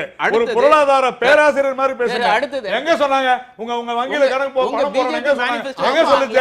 நீங்க என்ன அரசியல் கட்சி சார்ந்து ஏன் பேசுறீங்க? இல்ல தவறா சொல்லாதீங்க. அரசியல் சொல்லவே இல்ல. சொல்லல. வங்கி கணக்குல போடுவோம் சொல்லல. பொருளாதார பேராசிரியர் பேரை வச்சிட்டு எப்படி சொல்லலாம்? பேரெல்லாம் வைக்கலாம். பொருளாதார பேராசிரியர் அவர் வந்து சொல்லாத விஷயத்தை சொல்லக்கூடாது. இவரை கனகராஜ் சொல்ல நான் ஏத்துக்கிறேன். ஐயா சேக்கு தமிழ் சொல்றாங்க அரசியல்வாதி நடுநிலையா பேசுறேன்னு சொல்லிட்டு போய் பேசுறாரு. அமித் ஷா பேசினார், ராஜ்நாத் சிங் பேசினார், நரேந்திர மோடி பேசினார். ஒரு நிமிஷம் ரன்னிங் கமெண்ட்ரி மாதிரி பேசினா டிபேட்டே பண்ண முடியாது. அதாவது ராஜ்நாத் சிங், அமித் ஷா மற்றவர்கள் பேசினார்கள். இதை தவறாக நீங்கள் புரிந்து கொண்டீர்கள், அவ்வளவுதான் விஷயமே. பேசினார்களா இல்லையா? இல்ல அந்த மாதிரி சொல்லல. சரி, பேங்க்ல வந்து கள்ள பணத்தை கொண்டு கருப்பு பணத்தை மீட்டு போடுவோம்னு பிஜேபி உங்க ஒரு அக்கவுண்ட்ல 15 லட்சம் போடுவோம் யாருமே 15 லட்சம் கூட சொல்லல. அவர் சொல்லல. அவர் தான் வங்கி கணக்குல சொன்னார். ஆனா 1 ரூபாய் கூட சொல்லல சார். ஏன் 15 லட்சம் 1 ரூபாய் போடுவோம் கூட சொல்லல. இல்ல, இல்ல, 15 லட்சம் போடுவேன்னு சொன்னாங்க. அதே அடுத்த அரசியல் debate இவர் கட்சிகள் வர்ற debateல தேவையில்லாத நான் சொல்லும் எல்லா பொழுது பத்திரிகையிலும் இருந்து எடுத்துட்டு வந்து தாராளமா, யூடியூப் தாராளமா போடுங்க. சரி, எல்லாத்துலயும் ஆதாரம் இருக்கு. தெரிஞ்சவங்களை கூப்பிட்டு உட்கார வச்சு பேசுங்க. அது இன்னொரு விவாதம். தெரிஞ்சவங்களை உட்கார வச்சு பேசுங்க, தெரிஞ்சு போயிடும். இல்ல, ஒரே ஒரு கடந்த- நிமிஷம். அது அரசியல் கடந்த ஜிம்ரான்னு 3 சொல்ல ஆண்டு முடியாது. காலத்துல இல்ல, இல்ல, ஒரே ஒரு கடந்த நிமிஷம். 4 லட்சம் இல்ல, இல்ல, ஐயா, ஐயா, ஐயா, அதான் ஒரே இப்படிதான் ஒரு இருக்கு. நிமிஷம். இல்ல, இல்ல, இல்ல, இவங்க ஒரு போடுங்க. பேராசிரியர் மீது ஒரு அட்டாக் வந்திருக்கு. நான் என்ன ஒரு கேட்கிறேன்? அட்டாக் இல்ல. இது என்ன சார் வம்பா போச்சு? இல்ல ஒரு- சார், ஒரு- நான் இல்ல, இல்ல, நான் ஒரே ஒரு எனக்கு என்ன விஷயம் சார், நான் இந்த எதுக்கு கம்யூனிஸ்ட் அண்டர்லைன் எல்லாம் பண்றேன்னா, நீங்க இங்க வந்து பாருங்க. attack சொல்லுங்க. ஒரு நிமிஷம் இல்ல, இல்ல, அவர் கருத்தை அவர் எனக்கு சொல்லுவார். அரசியல் நோக்கம் இல்லை. நான் எதுக்கு அண்டர்லைன் பண்ணா, கருப்பு பணம் லிக்விட் கேஷா இருக்கிறத விட சொத்துக்களா உள்நாட்டிலையும் வெளிநாட்டிலையும் இருக்கு. அதுல அதிகபட்சம் வெளிநாட்டுல இருக்கு. அதெல்லாம் விட்டுட்டு இந்த முயற்சி தேவையாங்கிறது தான் கேள்வி. எல்லாமே அடிப்படை கேள்வி அதான். சரி, இன்னைக்கு நம்முடைய முன்னாள் டிஸ்இன்வெஸ்ட்மெண்ட் அமைச்சர் அருண் ஷோரி முதல் முறையாக இது பற்றி கருத்து சொல்றார். இந்த நோக்கம் நல்லதுனாலும் இதை செயல்படுத்திய விதம் அல்லது இந்த ஐடியா, இந்த மாதிரி 500 1000 செல்லாதுன்னு அறிவிக்கிற idea was not thought out, யோசிக்காத ஒரு முடிவு அப்படின்னு விமர்சிச்சுட்டு, இது ஒரு ரேடிக்கலான மூவ், ஒரு புரட்சிகரமான ஒரு முடிவு, அப்படி ஒரு தைரியமான முடிவு அப்படின்னு பிரதமர் சொல்வதையும் அவர் விமர்சனம் செய்திருக்கிறார். கிணத்துல குதிக்கிறது கூட தான் ரேடிக்கல் மூவ், அப்படி பார்த்தா தற்கொலை செய்து கொள்வது கூட ரேடிக்கல் மூவ், இதெல்லாம் அப்படி சொல்லுவாங்களா அப்படின்னு கேட்டிருக்கிறார். நாம நிறைவாக உங்கள் நால்வரிடமும் கேட்பது, 6 மாதத்தில் ஒரு மிகப்பெரிய அளவில் இந்த திட்டத்தினுடைய வெற்றியை நுகரப் போகிறார்கள். அன்னைக்கு இந்த கருத்தெல்லாம் நீங்க மாத்தி பேசக்கூடிய நிலைமை வரும் அப்படின்னு சொல்றாங்க. அடுத்து வரக்கூடிய நாட்களில் இது அரசு இதில் உறுதியாக இருக்கிற பட்சத்தில் என்ன ஆகும்? நிறைவு கருத்து உங்க நால்வரும் சொல்லுங்க. அதாவது இது வந்து கடந்த அரசாங்கம் கடந்த முறை நான் ஏற்கனவே சொன்னது தான் சொல்கிறேன். பெட்ரோலிய பொருட்களுடைய விலையை டீகண்ட்ரோல் பண்ண போது என்ன சொன்னாங்களோ அப்போது நாங்கள் இந்த விமர்சனத்தை வைத்தோம். அரசாங்கத்தினுடைய நோக்கம் இது அல்ல அப்படின்னு சொன்னோம். 11 முறை எக்ஸைஸ் டியூட்டியை கூட்டினாங்க. எனவே இந்த முறையும் அரசாங்கத்தினுடைய, நான் வந்து ஏதோ ஜனங்களுக்கு இருக்கக்கூடிய பிரச்சனை குறித்து சொல்ல, அரசாங்கத்தினுடைய நோக்கமே மோசமானது. கருப்பு பணம் குறித்த அவர்களுடைய நேர்மையை சந்தேகித்து இந்திய மக்கள் வந்து விட்டதால் அதிலிருந்து திசை திருப்புவதற்காக இதை செய்கிறார்கள். அடிப்படையில் தவறான நோக்கம் கொண்ட முடிவு இது. அடுத்து வரக்கூடிய நாட்கள் என்ன ஆகும்னு கேட்கிறேன். நிச்சயமாக ஒரு மிகப்பெரிய குழப்பம் ஏற்படும். மக்களுடைய போராட்டத்திற்கு தகுந்த மாதிரி அதில் மாற்றம் வரும். மிகப்பெரிய குழப்பத்தை ஏற்படுவதற்கு எதிர்க்கட்சிகள் முனைந்து கொண்டிருக்கின்றன. அந்த குழப்பத்தை எல்லாம் சரி செய்து ஒரு தெளிவான கருப்பு பணம் இல்லாத, கள்ள நோட்டுகள் இல்லாத பணவீக்கத்தை குறைத்து சாமானிய மனிதன் இந்த நாட்டில் வளமாக வாழ்வதற்கான முதல் படி இதுதான். இதில் அடுத்தது பினாமி டிரான்சாக்ஷன் பில்லிலேருந்து ரியல் எஸ்டேட் பில்லெல்லாம் வரும்பொழுது மிக சிறந்த ஒரு பொருளாதார ஒரு வியூகத்தை நம்முடைய நரேந்திர தாமோதர் தாஸ் மோடி அவர்களுடைய அரசு செய்திருக்கிறது. இதில் சில சிக்கல்கள் வரத்தான் செய்யும். அந்த நடைமுறை சிக்கல்களையும் நாம் எளிதாக கடந்து ஒரு நல்ல பொருளாதாரத்தை வழங்குவோம். இந்தியாவை பொறுத்தவரையில் பாபா அம்பேத்கருடைய பார்வையில் இந்த சமூக கட்டமைப்பு ஒரு படிம சமூக கட்டமைப்பு. இந்த அடித்தளத்தில் இருக்கிறவன் எப்போவுமே எல்லா சுமைகளையும் தாங்கக்கூடியவனா, அதில் சிக்கி தவிக்கிறவனா இருப்பான். இந்த திட்டத்திலையும் மிக பெருமளவுக்கு பாதிக்கப்படுகிற, அழுத்தப்படுகிற, நசுக்கப்படுகிற, ரொம்பவும் வேதனைக்கு ஆட்படுத்தப்படுகிற மக்களாக இந்த அடித்தளத்து மக்கள் இருக்காங்க. இந்த திட்டம் நல்ல திட்டம்னாலும் கிராமத்தில் பழமொழி சொல்லுவாங்க, காளையை பிடிக்கிறது எப்படின்னா தும்பை விட்டுட்டு வாழை பிடிக்கிறவன் அவன் ஒரு அதை திட்டத்தில் வெற்றி பெற முடியாதுன்னு. அதை போல தும்பை விட்டு விட்டு வாழை பிடிக்கிற கதையா பாஜக இந்த திட்டத்தை வைத்திருக்கிறது. இதனுடைய முழு சுமையும் அடித்தளத்து மக்களை மேலும் நசுக்குவதற்கு யார் 5000 யார் 1000 ஒரு 500 நோட்டு அதிகமான எண்ணிக்கையில் வச்சிருக்காங்களோ அவங்க நீங்க தான் பெட்ரோல் விலை மக்களுக்கு அது இருக்கு. டீசல் விலை ஏத்தனா அடித்தளத்து மக்கள் எப்படிங்க அவங்க என்ன கார் வச்சிருக்காங்களான்னு கேக்குறது என்ன நியாயம்? பெட்ரோல் டீசல் அப்படிதான் விலை இந்த கேள்வி. குறைஞ்ச போது அது உயர்ற போது அதனுடைய பாதிப்பு யாருக்கு? பேச மாட்டேங்கிறாங்க. காய்கறி விலையும் உயரும். சரி, நீங்க டீசல் விலை பெட்ரோல் விலை பெட்ரோல் டீசல் விலை காய்கறி விலையும் உயரும். குறைந்த போது ஆஹா, காய்கறி விலை அவன் கார் குறைந்ததா, வச்சிருக்கானா? டிவி விலை அவனுக்கு என்ன குறைந்ததா, சிரமம்? பாட்டில் விலை அப்படின்னு குறைந்ததா, கேக்குறது எதுவுமே எப்படி குறையல. ஒரு நியாயமற்ற கேள்வியோ அதே கேள்விதான் இது. பேராசிரியர், இதுல பெரும் வரிசையில் ஏன் நிற்கிறார்கள் அப்படின்னா, ஒரு நவீன இந்தியாவை, புதிய இந்தியாவை கட்டமைக்கிறதுக்காக, ஒரு வளர்ச்சிக்காக நிற்கிறாங்க மக்கள். இதை தாங்கி கொண்டார்கள் கூட அமைச்சர்கள் சொன்னாங்க. இதனுடைய தாக்கம் என்னவா இருக்குன்றத நிறைவு கேள்வியா வச்சேன். அதுக்கு உங்களுடைய பதில். இல்லை தாக்கம் வந்துங்க நம்ம பொருளாதார வளர்ச்சி விகிதம் இன்னும் கீழே போகும். ஏன்னா வந்து கன்சம்ஷனை வந்து மக்களோட செலவை வந்து ஃப்ரீஸ் பண்ணிட்டீங்க.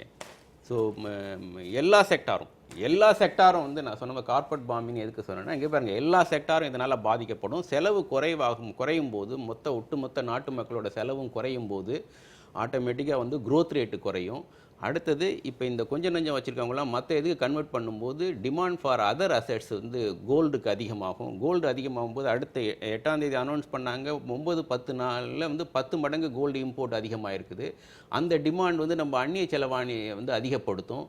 அடுத்தது வந்து ரூபாய் மேலே வந்து ஒரு அவநம்பிக்கை வந்து டாலரை ப்ரிஃபர் பண்ணுவாங்க. அப்போ வந்து திரும்ப வந்து நம்ம இம்போர்ட் பில்லு, க்ரூட் ஆயில் இதெல்லாம் இம்போர்ட் பண்ணுற இந்த பில் இதெல்லாம் அதிகமாகும். ஸோ நம்ம பொருளாதாரத்தை வந்து இது கடுமையாக பாதிக்கும். அதை விட இது ஃப்ரீஸ் ஆகிடும் அப்படின்னு சொல்றீங்களே, இது ஒரு தற்காலிகம் தானே? ஒரு 15 நாள் ஒரு மாதத்துக்குள்ள இது இயல்பு நிலை திரும்பினா செலவுகள் மற்றது வந்து இயற்கையாக ஒரு சாதாரண பழைய நிலை வந்துடாதா? இல்லை இப்போ ஒரு சாதாரண நம்ம வெஸ்ட் பெங்காலில் ஃபிஷ் மார்க்கெட் ஃபுல்லாக கொலாப்ஸ் ஆகிடுச்சுட்டாங்க. இம்மீடியட்டாக எஃபெக்ட் வந்து ரியல் எஸ்டேட்டில் நான் வந்து போட்டு வாங்கின பணத்தை விட அதனுடைய அசெட் மதிப்பு கீழே போயிடுச்சுன்னா நான் பாதிக்கப்படுவேன். இங்கே பாருங்கள், கட்டடம் கட்டி வச்சுருக்காங்களே அவங்களும் அசெட் வேல்யூ கீழே போயிடுச்சுன்னா அவங்க விற்க முடியாது, அவங்கெல்லாம் நஷ்டமடைவாங்க. ஸோ இது எல்லாத்தையும் இங்கே பாருங்கள், கன்சம்ஷன், இன்வெஸ்ட்மெண்ட்டு, ப்ராஃபிட்டு எல்லாத்தையும் அஃபெக்ட் ஆகும், எல்லா செக்டாரையும் அஃபெக்ட் ஆகும். ஏன்னா நீங்கள் இவ்வளோ பெரிய எக்கானமியில் மணியை வந்து டக்குன்னு ஒரே பாயிண்டில் ஃப்ரீஸ் பண்ணிட்டீங்க. ஸோ யாரும் செலவு பண்ண முடியலன்னா எதுவுமே நடக்காது. செலவு பண்ணால் தான் இந்த சைக்கிள் சுற்றும். அதாவது உடம்புல நம்ம ரத்த ஓட்டம் மாதிரி டக்குன்னு ரத்த ஓட்டத்தை நீங்கள் ஃப்ரீஸ் பண்ணிங்கன்னா என்ன ஆகும்? அது மாதிரி இது. ஸோ என்டையர் எக்கானமி வந்து நீங்கள் திரும்பி அது ரீசைக்கிள் பண்ணுறதுக்கு இம்மீடியட்டாக பணம் கொடுத்துருக்கணும், புது கரன்சி கொடுத்துருக்கணும், பேங்க் மூலியமாக, ஏடிஎம் மூலியமாக அதெல்லாம் பண்ணியிருக்கணும். அது இன்னும் நடக்கலை. அதனால் இது சிவியராக நம்ம எக்கானமி வந்து அஃபெக்ட் பண்ணும். ஏற்கனவே வந்து நம்ம எக்கானமி வந்து growth ரேட் வந்து இன்னும் ரெக்கவர் ஆகலை. 2007-08க்கு அப்புறம் வந்து பொருளாதார தொய்வு ஏற்பட ஆரம்பிச்சது, உலக பொருளாதார ஃபினான்ஷியல் கிரைசிஸ்க்கு அப்புறம். அது குறைஞ்சிக்கிட்டே வந்து இன்னும் ஃபுல்லாக ரிவர்ஸ் ஆகலை. அது மாதிரி சூழலில் இது இன்னும் வந்து கடுமையான பாதிப்பை. ஒரே ஒரு வரி தான் ஆகணும். அவர் எதிர்மறை பொருளாதாரம் பற்றி எங்களுக்கு எதிர்மறையான ஒரு பொருளாதார இதை சொல்கிறாரு, அது அவருடைய பார்வை. ஆனால் ரியல் எஸ்டேட் குறையும்னு சொன்னார் பாருங்க, அதைத்தான் இந்த நாட்டு மக்கள் எதிர்பார்க்கிறார்கள். அது குறையும். அது அவருக்கு அது குறையா இருந்ததுன்னா எங்களுக்கு அது நிறை, இந்த நாட்டு மக்களுக்கு அது நிறை. எவ்வளோ இல்லை, எந்த விலையுமே ஸ்டேபிளாக இருக்கணுங்க. ஃப்ளக்சுவேட் ஆனிச்சுன்னா அது ரிஸ்க்கு, பல பேரை பலவிதமாக பாதிக்கும். எந்த விலையும் வந்து ஸ்டேபிளாக இருக்கணும். இப்போ ரூபாயோட மதிப்பு வந்து ஸ்டேபிளாக இருக்கணும். டக்குன்னு கீழே போய் மேலே வந்ததுன்னா வந்து அந்த ஃப்ளக்சுவேஷனால நிறையா செக்டார் இம்போர்ட்ஸ் எக்ஸ்போர்ட்ஸ் எல்லாமே பாதிக்கும். அதே மாதிரி ரியல் எஸ்டேட் ப்ரைஸ் வந்து ஸ்டேபிளாக இருக்கணும். சரி, ஏதேனும் ஒரு கட்டத்தில் கருப்பு பணத்துக்கு எதிரான ஒரு முயற்சி நடக்கணும். அது ஏதேனும் ஒரு கட்டத்தில் ஒரு தொடக்க புள்ளி இருக்கணும். அப்படி இதில் ஒரு பாசிட்டிவாக பார்க்கறதுக்கு எந்த அம்சமும் இல்லைன்னு சொல்லுவீங்களா? இல்லை, அதை தான் சொல்ல வரேன். கருப்பு பணத்தின் மேலே நீங்கள் நடவடிக்கை எடுக்கணும்னா யார் மேலே எடுக்கணும்? அதுதான் முக்கியம். இங்கே பாருங்க, அசெட்ஸாக தானே இருக்குது. திரும்ப அதான் சொல்லிட்டு இருக்கோம். கருப்பு பணம் எந்த வடிவத்தில் இருக்குங்க?